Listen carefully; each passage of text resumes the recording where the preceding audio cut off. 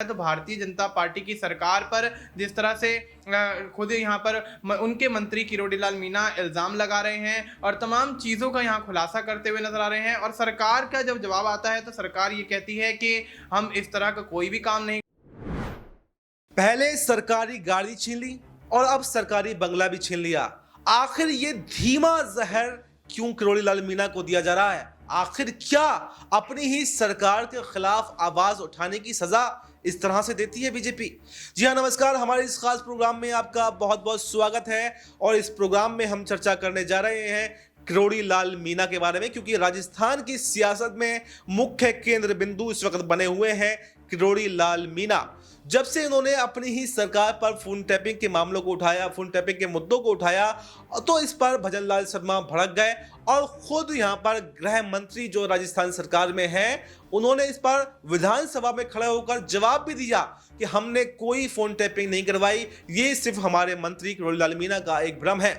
लेकिन इसमें एक बात देखने को मिल रही है कि किरोड़ीलाल मीणा पर लगातार धीमा जहर देने का प्रयास जो है वो बीजेपी की तरफ से किया जा रहा है, क्योंकि पहले उनसे सरकारी गाड़ी छीनी गई और उनके विभाग में 2 बंटवारे कर दिए गए और उसके बाद में अब उनके जो बंगला था, सरकारी बंगला, उसका आवंटन भी निरस्त कर दिया गया है।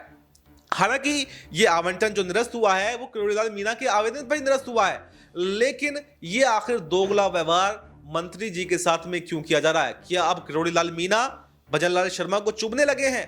और वो इसलिए क्योंकि वो अपनी ही सरकार पर आवाज उठाते हैं। तो क्या आखिर इस तरह के एक्शन लिए जाते हैं? आखिर बीजेपी किस रास्ते पर चल रही है? और जो किरोड़ीलाल मीणा को यहाँ पर कांग्रेस का समर्थन मिलता हुआ दिखाई दे रहा है, चाहे अशोक गहलोत हो, चाहे सचिन पायलट हो, सभी कांग्रेस के नेता यहाँ पर किरोड़ीलाल मीणा का समर्थन कर रहे हैं। तो ऐसे में अब सबसे बड़ा सवाल यह उठता है कि क्या राजस्थान में अब भजनलाल शर्मा की सरकार गिरने वाली है?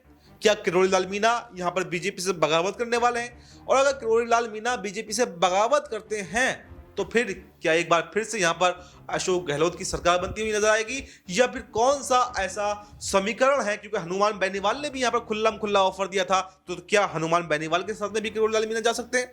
इन सब तमाम सवालों पर हम चर्चा करेंगे। मेरे साथ मेरे सहयोगी मनीष मौजूद हैं। मनीष, मेरा पहला ही सवाल आपसे रहेगा, इस वक्त कई राज्यों में बगावत देखने को मिली थी, लेकिन सबसे ज्यादा जो अभी तक चर्चा में बने हुए हैं वो किरोड़ीलाल मीणा है, जो अपनी ही सरकार पर भजनलाल शर्मा पर लगातार प्रहार कर रहे हैं। तो ऐसे में क्या यहाँ पर आप क्या देख रहे हैं? क्या यहाँ किरोड़ीलाल मीणा यहाँ पर बीजेपी से बगावत कर सकते हैं, या फिर जैसे अभी बीजेपी ने उन पर कारण बताओ नोटिस दिया था और उसके बाद में लगातार उनकी सुविधाएं जो हैं उसको कम करती जा रही है, तो क्या उनको धीमा जहर दिया जा रहा है? क्या एक साथ आखिर देखिए, किरोड़ीलाल मीणा ने अपना इस्तीफा भी दे दिया था कि मुझे मंत्री पद का कोई भी लालच नहीं है, लेकिन ना तो उनके इस्तीफे को स्वीकार किया गया और एक एक करके उनकी सुविधाओं को कम किया जा रहा है। तो आखिर बीजेपी करना क्या चाहती है? अगर उनको पद से हटाना है तो उनके इस्तीफे को स्वीकार कर ले, लेकिन आखिर धीमा जहर देने का काम क्यों बीजेपी कर रही है? जी बिल्कुल, यहाँ पर देखा जाए तो किरोड़ीलाल मीणा राजस्थान की जो सियासत है उसमें बहुत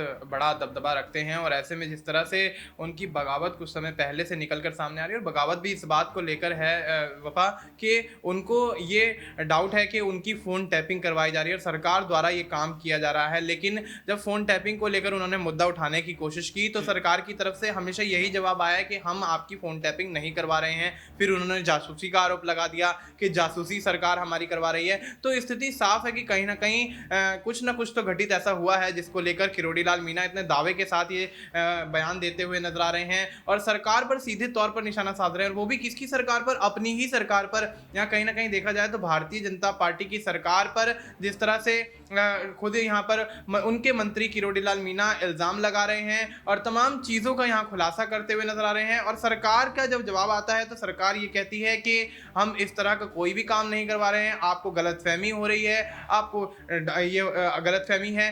तो कहीं ना कहीं देखा जाए तो स्थिति साफ है कि किरोड़ीलाल मीणा जो आरोप लगा रहे हैं उनको निराधार साबित करने के लिए भारतीय जनता पार्टी तमाम तरह के प्रपंच करती हुई नजर आ रही है। लेकिन देखा जाए तो जिस तरह से अब फिर से उनको लेकर यहाँ विवाद खड़े होते हुए नजर आ रहे हैं और जब यहाँ पर उनको बंगला आवंटन के मामले को लेकर जिस तरह से यहाँ पर विवाद निकल रहा है कि उन्होंने वो बंगला भी छीन लिया गया है उनसे और तमाम गाड़ी जो है उनकी वो भी छीन ली गई है, तो स्थिति साफ है कि कहीं ना कहीं किरोड़ी लाल मीणा को भारतीय जनता पार्टी अब दरकिरार करना चाहती है। जो हाल यहाँ अनिल विज का हरियाणा में हम देख रहे हैं, वही हाल कहीं ना कहीं भारतीय जनता पार्टी किरोड़ी लाल मीणा के साथ करना चाह रही है। क्योंकि हमने अक्सर देखा है भारतीय जनता पार्टी की अगर किसी राज्य में किसी सहयोगी दल के साथ सरकार बनी हो, गठबंधन की सरकार बनी और वो गठबंधन का दल, सहयोगी दल उन पर आरोप लगाए या कोई बात उनको लेकर बोले जिसको लेकर भारतीय जनता पार्टी कहीं ना कहीं घेरे में आती हो, वो चीजें कहीं ना कहीं भारतीय जनता पार्टी को नागवार गुजरती हैं और उसके चलते उनसे बगावत यहाँ पर भारतीय जनता पार्टी करने लग जाती है, उनको दरकिनार करने लग जाती है।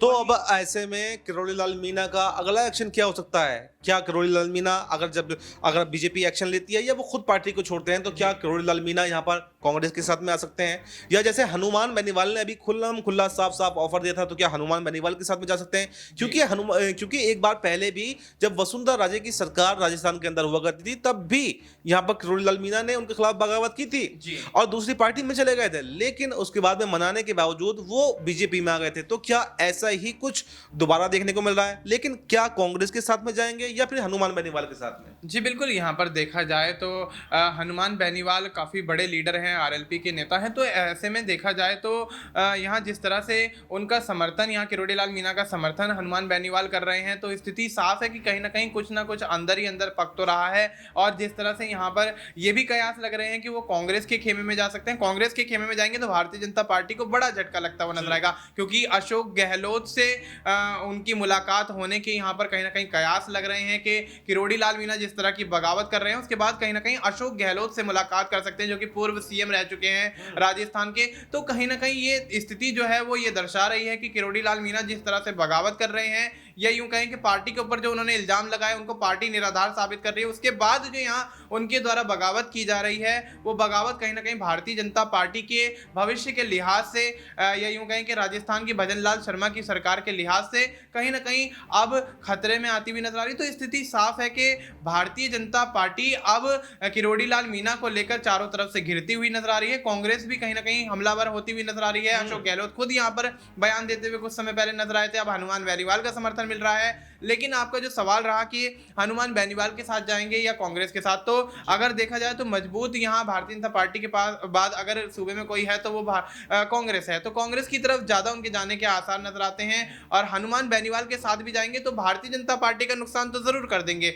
चाहे उनका कोई फायदा इसमें हो चाहे ना हो। जी।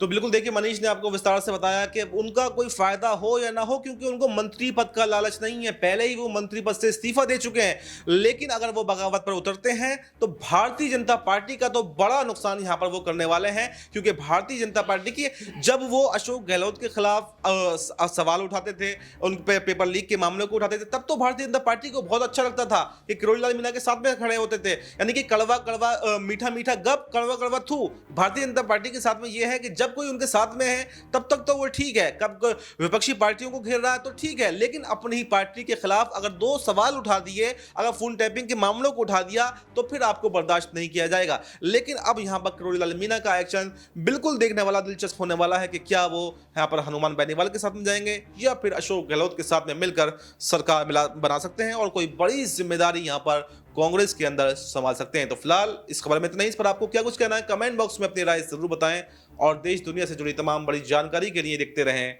Next 9 news.